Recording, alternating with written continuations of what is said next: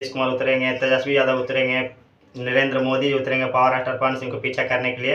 लेकिन power star Pawan Singh इस पर मानने वाले नहीं है। काराकाट क्षेत्र से जब दावेदारी ठोक दिए तो पावर स्टार पवन सिंह वहाँ से जीत भी पाए। इतना ये आप लोग को पता होगा कि कोई पैसा दे करके भीड़ बुलाया हुआ नहीं है।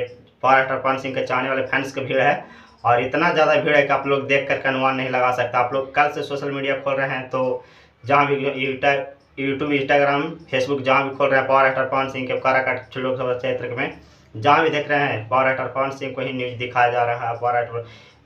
आप लोग को बता देते हैं, चाहे तो नेशनल मीडिया हो या तो भोजपुरी इंडस्ट्री के कोई भी यूट्यूबर या ब्लॉगर जो भी हो, सब के सब उसी को बारे में चर्चा कर रहे हैं।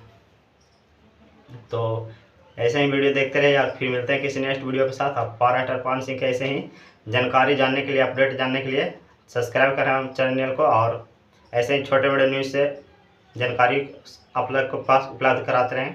फिर मिलते हैं किसी नेक्स्ट वीडियो के साथ। आज तक इतने, जय हिंद।